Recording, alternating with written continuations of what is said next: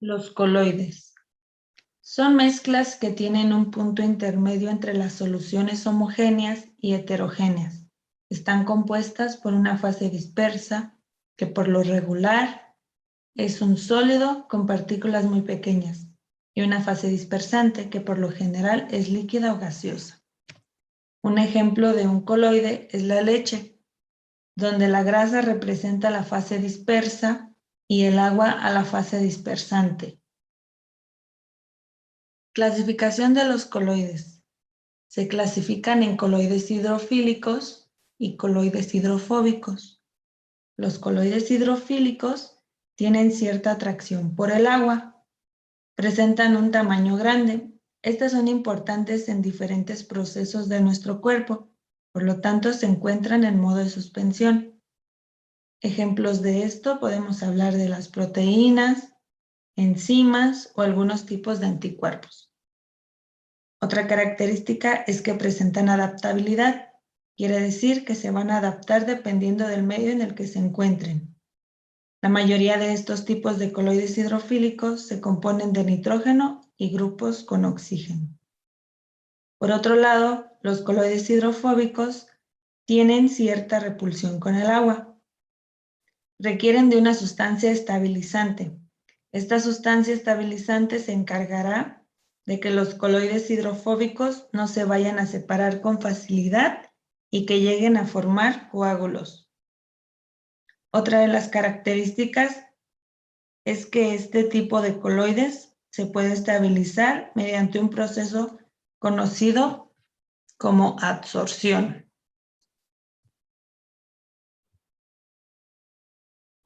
¿Qué tipos de coloides hay?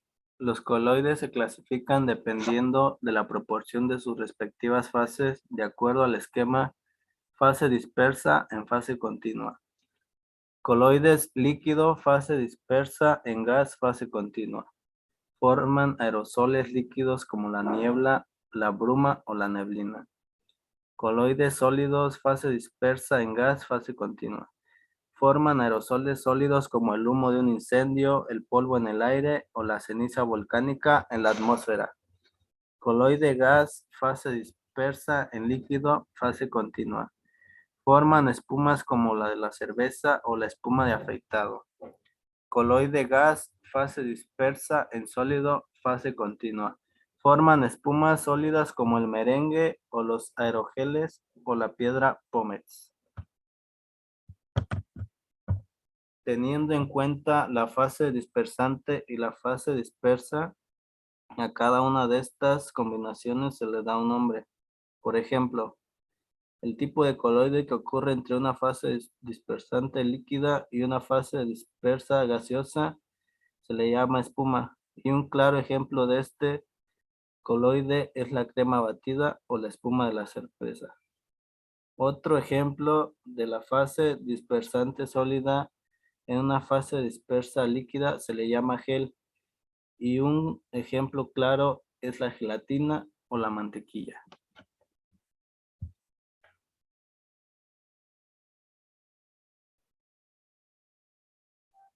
¿Qué es la filtración? La filtración es la operación unitaria que se utiliza para separar partículas sólidas insolubles que se encuentran contenidas en fluidos, ya sean líquidos o gases, mediante el paso del fluido a través de una superficie con orificios de determinado tamaño. Según el tamaño de las partículas que se desean separar, el proceso se denomina como filtración, que es la separación de macromoléculas, microfiltración, ultrafiltración, nanofiltración y ósmosis inversa, que son procesos de membrana. Un proceso de membrana es cualquier método que se basa en una barrera de membrana para filtrar o eliminar partículas del agua. La separación de los sólidos se logra forzando al líquido a pasar mediante la aplicación de una fuerza, como presión, vacío o cualquier otra, a través de una superficie porosa denominada como medio filtrante. El medio filtrante es uno de los elementos fundamentales, ya que es el que realiza la separación de los sólidos contenidos en el fluido. Este debe permitir el paso del fluido y retener los sólidos que se irán acumulando sobre su superficie, formando así la torta. Los materiales utilizados como medios filtrantes deben poseer las siguientes características. ofrecer la mínima resistencia al flujo y tener la capacidad de retención de los sólidos, soportar las condiciones del proceso, como presiones, cambios de temperatura o pH, ser químicamente inertes y no tóxicos, adaptarse al equipo de filtración y ser de fácil limpieza, tener una buena relación vida útil-costo. Los medios filtrantes pueden clasificarse como filtrantes rígidos, que pueden ser placas metálicas perforadas o mallas metálicas, alúmina activada, recordando que este es un buen absorbente de alto desempeño para eliminar contaminantes como arsénico y flúor en el agua mediante una combinación de absorción y filtración mecánica. El carbón activado, que también es utilizado en el tratamiento de agua para eliminar contaminantes orgánicos, además de que puede eliminar los contaminantes que causan olores. También están los filtrantes flexibles, que pueden ser materiales sintéticos como el nylon o polipropileno, telas de algodón o lana, en donde las telas pueden estar pegadas a un marco de madera, de tal manera que se forma una bolsa, en la cual se vierte el líquido turbio. Los medios filtrantes más comunes pueden ser la arena, grava, en donde la filtración por medios granulares es la más económica y eficiente de separar sólidos suspendidos que no son removidos en la sedimentación. El dióxido de manganeso, que este se caracteriza por tener una alta actividad catalítica y es utilizado como medio de filtración para clarificación de aguas y tratamiento de aguas residuales. Y el carbón activado, en donde estos últimos pueden utilizarse solos o se pueden mezclar dos o más de ellos. Tipos de filtración. Filtrado ordinario. Es el proceso que se lleva a cabo con membranas o tamices cuyos poros son iguales o superiores a 1 milímetro. Microfiltración. Es el tipo de filtración que se realiza con tamices cuyos poros oscilan entre 0,1 y 10 micrones. Ultrafiltración. Es el proceso de filtración que retiene moléculas cuyo peso supere los 10 al cubo Dalton sobre gramos de mol, permitiendo separar proteínas o desinfectar agua con bacterias.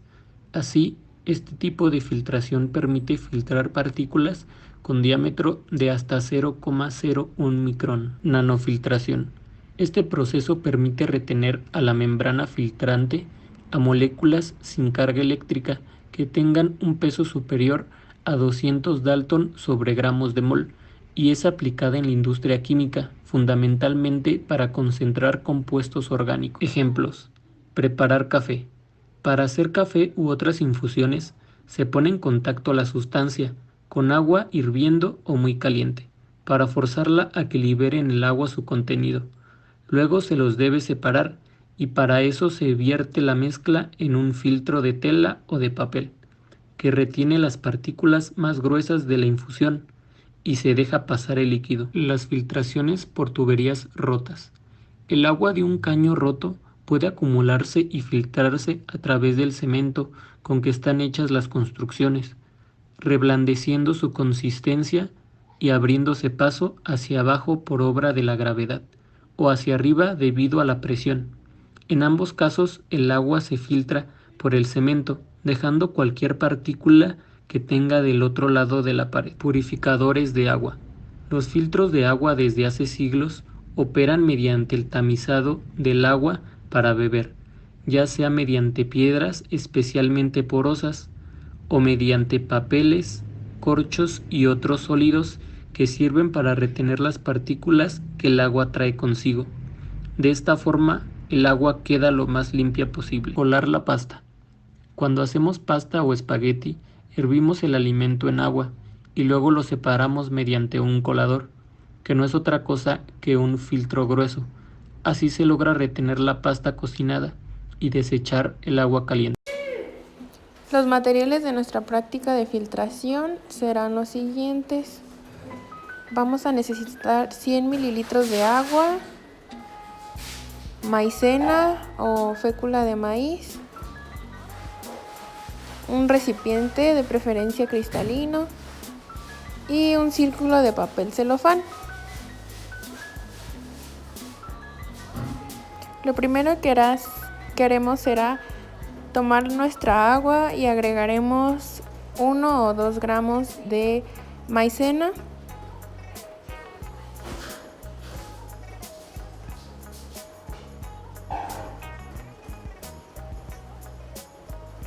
Y mezclaremos.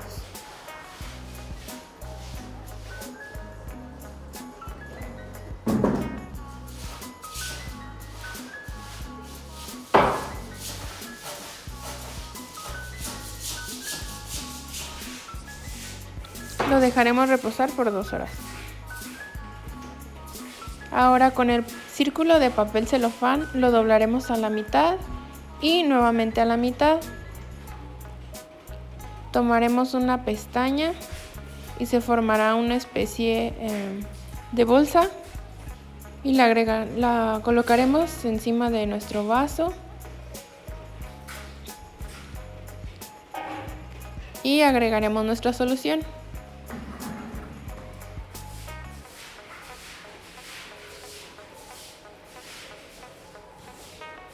Ya una vez que dejamos un buen rato la filtración, al papel le agregamos un elástico para que no se nos vaya a mover. Adentro, como observamos, contiene la solución y lo dejamos reposar unos cuantos minutos. Después de haberlo dejado reposar, obtuvimos el filtrado que está en la parte de abajo. Y ahí hay una pequeña gota que está a punto de caer del filtrado.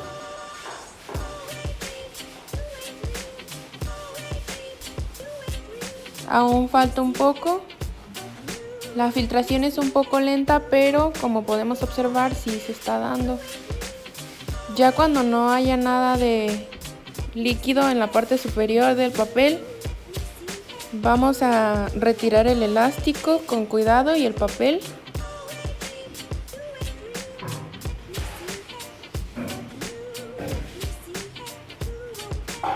Y tuvimos 2 fases, la fase del filtrado, que es la líquida, que contiene solo agua,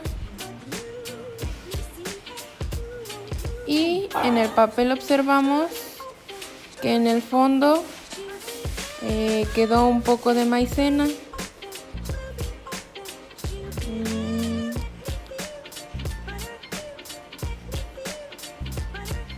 Ahí, como podemos ver, se observa un poco de maicena que quedó en el papel. Y pues gracias.